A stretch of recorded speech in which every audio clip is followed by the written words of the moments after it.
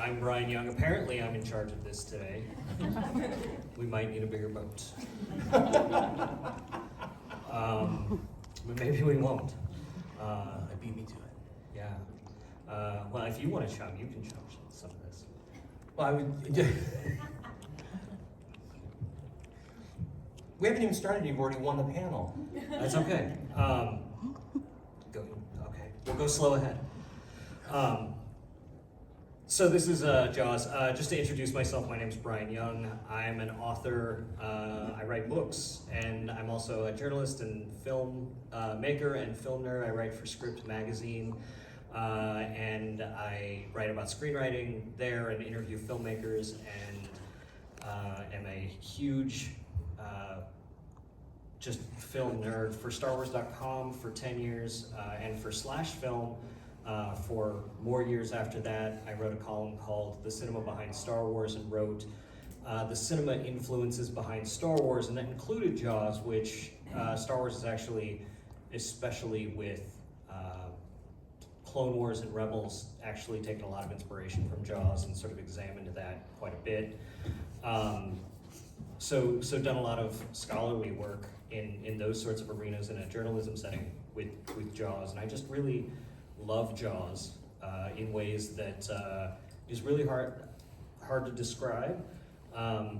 So we'll be doing this panel. I'll have my other panelists introduce themselves, and we'll have a conversation about Jaws and its impact over the last 50 years. And we'll take some questions from the audience, and hopefully we'll have a really good time. And you know, we won't have to cut open a shark and see that little Kintner boy spilling out all over the stage. He's going to break me, I promise. I'm Darren Bush. I'm an Atlanta con runner. I'm also part of the programming committee here at ATL Comic Con, so his being here is, I guess, partly my fault. Thank you for being here early on a Saturday. We love that we got this many people for a 50-year-old movie, but it is a fabulous 50-year-old movie. I am allowed to say in public that I'm an award-winning short story writer of science fiction and fantasy. Most recently was published in an anthology called Southern Fried Cthulhu, which is exactly what it sounds like.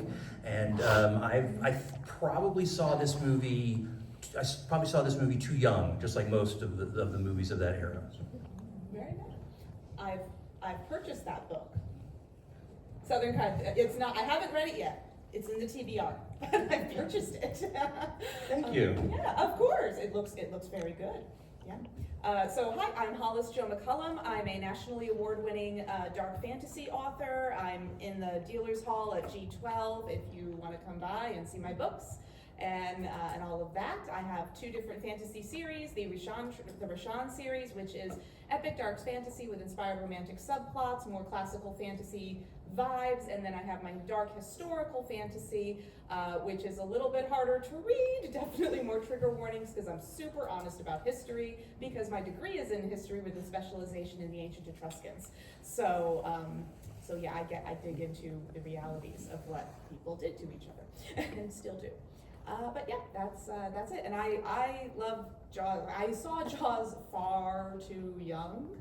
As I did many films, I am definitely of that age group. And, but I think I saw it for the first time when I was 5 or 6 years old, and I loved it. And I was very scared of the water, but you know, I couldn't stop watching that movie. I'm Mario DeAngelis. I'm a producer-director. I do a lot of horror, but I do other things as well. And yeah, I just like everyone else, I love the film. I keep rewatching the documentary. There's just endless documentaries about The Shark Is Still Working, and there's another one now. So there's just always more information about how the shark didn't work. So I'm sure we're going to talk about more interesting things than just the shark didn't work. But you know what? I'm sure Spielberg still isn't over it. He's not.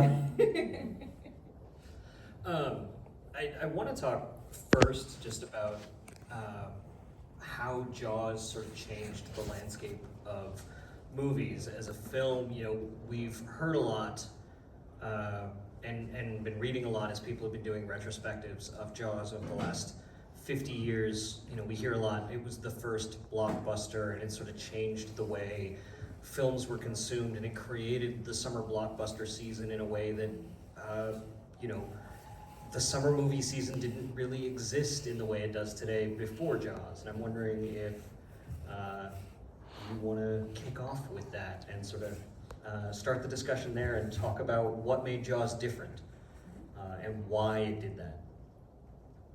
That's a really good place to start. I think what happened was it was an unknown, and I think no one saw it coming. Just kind of like the shark, no one saw it coming. Everyone involved, this is heavily documented. All the producer and Spielberg, they all felt their career was over. It went way over budget. This is a little off topic, but nobody thought it was going to be good. And they were like, how in the world is this going to work? And then, you know, how do we make this movie without showing the shark, because it didn't work? And then that became the selling point of the movie, where they figured it out.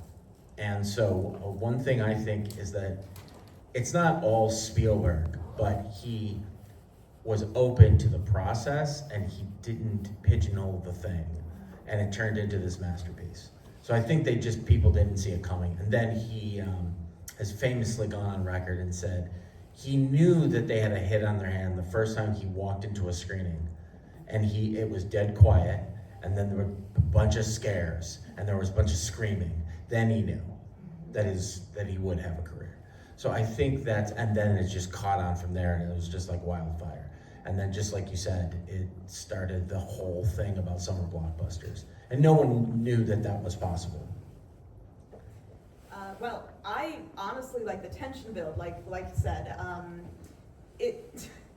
Obviously it was a quote-unquote mistake because the shark was not working, but that tension build, that formula now is used in all thrillers and it's now a template.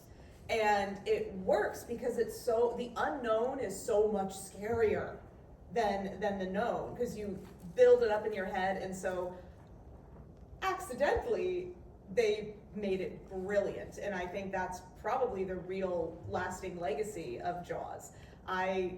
That's how I feel about it anyway. I definitely love that. And it made people, well, obviously there was the horrible shark killing sprees that happened afterward, which were very regrettable. But then also a lot of more shark education came out of it, which honestly, without Jaws, I don't know if we'd have Shark Week. Very honestly, which I love. I'm trying to figure out if this was the first movie that did this, but it was sort of in that horror slasher, natural disaster sort of vein, but the victim wasn't one or two teenagers. The victim was hundreds of people on a beach. And so if you're sitting in a crowded theater and you're watching the beach scenes where everybody's panicking, it's a different victim experience. And so again, in a theater full of people, you can feel like you're on the beach in that crowd. And I think that might have been why people reacted differently to it. Because suddenly you weren't sitting in the theater going, well, he's trying to stab Brian. No, that shark is coming after all of us at the same time. And I think that it sort of created this psychological collective reaction that, is there a movie that did that before, Joe? I think the closest thing might have been Alfred Hitchcock's The Birds.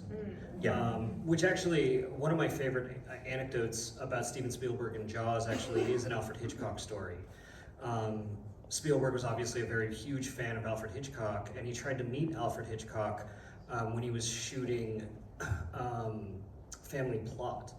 And Hitchcock was working with Bruce Dern, who knew Spielberg, and Spielberg famously would hang out on the Universal set, even before he was allowed to be on the Universal sets, famously. And Bruce Dern sort of came over to Hitchcock and he's like, hey, he wants to meet you. And he's like, is that the young man that made the fish picture? And he's like, yeah, that's Steven Spielberg. And he's like, you just need to get rid of him. Oh. And Bruce Dern's like, but he's really excited. Like, you're a hero. He's just like, I can't do it. And so they had to get rid of Steven Spielberg. And Bruce Dern had to ask later at different time. He's like, why wouldn't you, you're a hero to him. Like, why wouldn't you meet him? And apparently Hitchcock was so ashamed because he made more money being the voice of the Universal Studios ride where he voiced the Jaws part of the ride, voicing that than Spielberg made making the movie. And he was so ashamed that he was a whore for the fish picture that he just couldn't face Spielberg and look him in the eyes.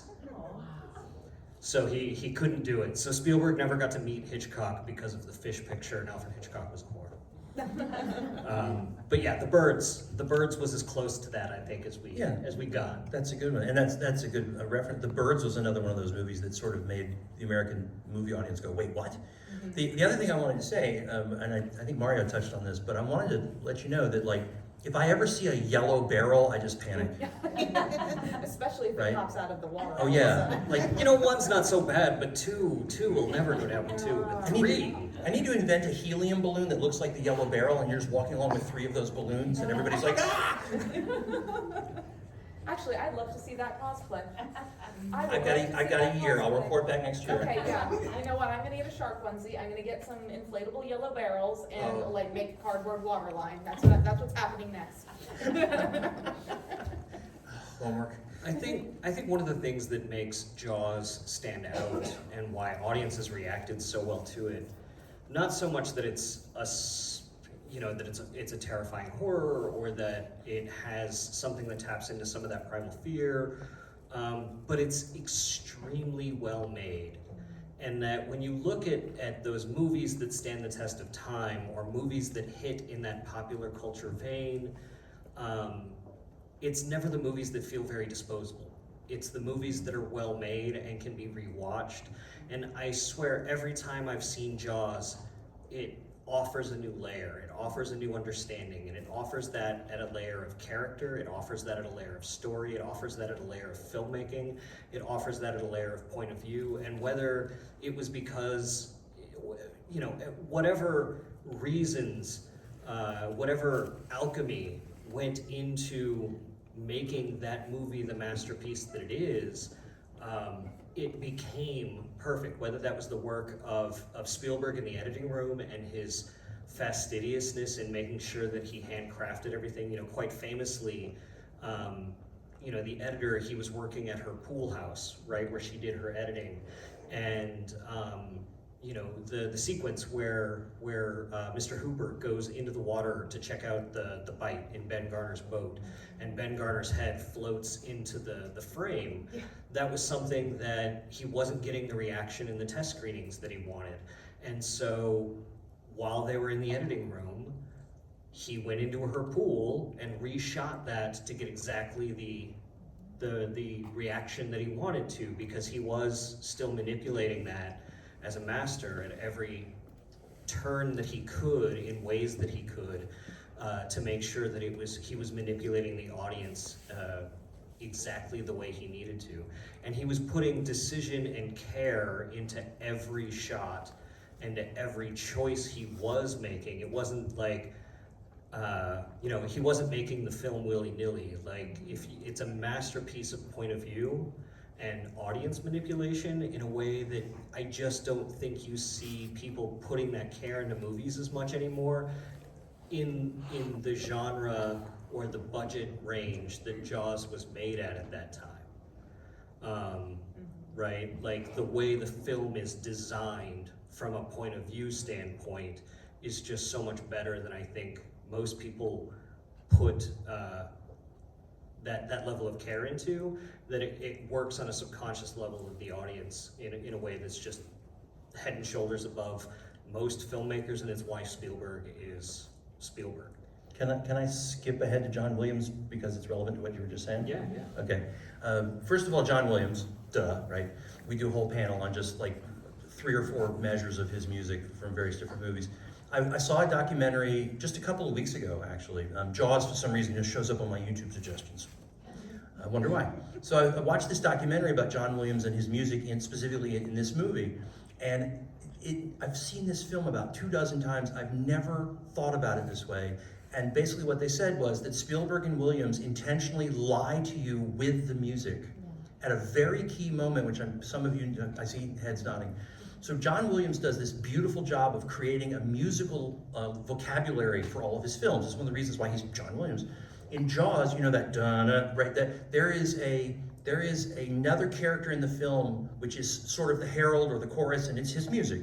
So when the shark is there, you get the music, so you know what's going on. In fact, if you watch the bit with the two kids with the fake shark fin, no music. Except when Scheider, when the sheriff is going like this, why don't you come down here and chum? If you go back and watch it again, no music. The shark is just suddenly there. John Williams has lied to all of us. And it's why, in my opinion, it's why that is one of the scariest scenes in most movies, right? It's a very scary moment, even though we know intellectually that, like, okay, it's not right there, it's not gonna bite his face. But the lie of the music is really, I think, just another one of those beautiful I manipulations. think that it works on a few levels also because it comes on a laugh line. It's like, oh, he can go slow ahead, I can go slow ahead. Why don't you come down here and chum some of this shit? Yeah. And it's on a laugh line. So you're like, oh man, he's finally getting to tell Quint off, and he's throwing this stuff, and it's like, oh man, that's awful. I'd hate to be there. And it's like, oh god, there's the shark, and it's almost like the shark is snuck up on everybody, including John Williams, right? Like the shark has caught everyone, including the crew behind the scenes of the movie with their pants down. And points to Scheider for keeping that cigarette in the right place for like 4 scenes, 4 cuts that are related to that. Well, and I love the realism of it. Spielberg in particular, of course, but I think everyone, the actors included. My family is from New England. They're from Connecticut originally and all that other stuff. So I'm familiar with that kind of person and like the small town New England way. And they really did a good job at capturing just the everyday people. And they also did a really good job at capturing the everyday life and having the actual, of course it was inspired by the 1916 Great White Attacks, off the coast of New Jersey. And then we also have, Quint's story of, oh my God, I forgot the name of the ship. Indianapolis. Thank you. I had a moment, but yes, the Indianapolis, which is another true Sharkasack story. And so they did such a wonderful job at weaving in reality with it, not just culturally, but with actual facts and things and historical events that also made it scarier because it made it more real. These people were real. Everything was more realistic, and I love that about Jaws. Can I throw in one thing about John Williams and Spielberg? He calls him Johnny, of course. And so Spielberg famously remembers the day when Johnny played the Jaws keys, started playing the score for him in his house. And Spielberg thought, he says this in an interview, and in that documentary, I think the same one he mentioned, he was like, that's a joke, right? That's a good one, Johnny. And he thought it was a joke. He was like, how is that? That's not music. That's just 2 keys. And then he let him finish. And then he started realizing, oh, okay, well, let's try it. But he thought he was kidding at the onset. That's what Spielberg said. A lot of good hits started that way. That's right. I think the first, I don't know if this is exactly what Williams was going after, but I think the first time as a child that I saw this movie, I went, it's the shark's heartbeat. Right, that was my initial interpretation of that. I don't know if that was the intention or not, but yeah, I mean, it's not that hard to go there. I always kind of thought it was the thumping of my heartbeat. And not even as a joke, it was just sort of like how I felt. It was simulating how I felt, the tension I felt as I was watching the shark go after people. Yeah. It was very intense, and I think that's what John Williams is so good at in anything he is that he does or approaches, is that he captures the essence of what something feels like in music. Yeah. And Jaws feels like something stalking you and coming after you in that tension more than anything. And so you could watch Jaws with just the music without the dialogue and still feel that palpable terror. And since it's indiscriminate, it could be you, it could be whoever. Doesn't matter what you look like, who you are, doesn't matter at all. But better Alex Kittner than me. Yeah, and there's that wonderful thing in the music also where it starts out slow, methodical. it's very stalkery at the beginning, but then there's that bit where the music just goes, and that's the part where it becomes my music, because I'm like, that's how I feel. I'm in the water with a shark, I'm panicking, I'm screaming. Yeah, so it is just it's just an early example of his brilliance, which he's just amazing. Mm.